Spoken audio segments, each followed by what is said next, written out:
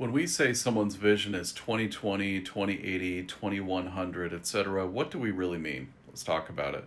Hi, my name is Zach Oki. I'm a retina specialist here in Irvine, California. When we say someone's vision is 20 over something like 20/20, we're referring to something called the Snellen visual acuity eye chart.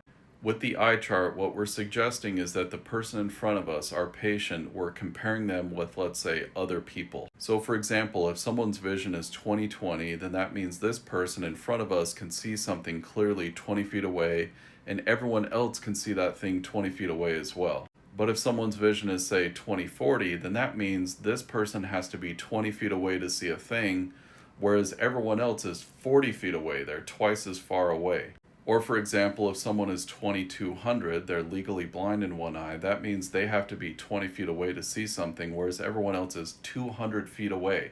In other words, Snellen visual acuity, when we check it, we're comparing this person with other people. That is, if other people can be further away from that object and still resolve it, still see it, and identify which letter it is, and our patient has to be 20 feet away still to see it, then that tells us something about their visual function.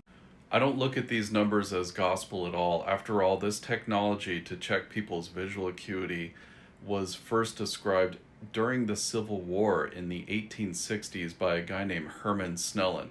There are other ways to assess visual function: contrast sensitivity, the ETDRS chart, visual field testing, yada yada. Those are also important, but to me, the most important thing that we should be doing to assess visual function is to talk to someone.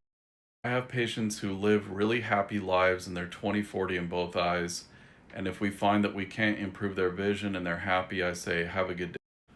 I always have patients who are remembering what their vision was last visit and what it is today, and maybe, like, let's say last visit their eyes were kind of dry and their vision was, let's say, 20/30, and then I see them a second time and their vision is 20/25, and they'll say, wow, I'm doing so much better.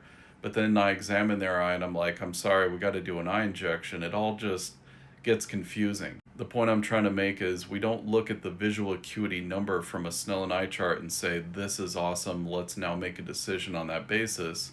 It's merely a guiding thing. The most important way to assess vision is to ask people, how are you? Are there any current threats to your vision? And treat people on that basis.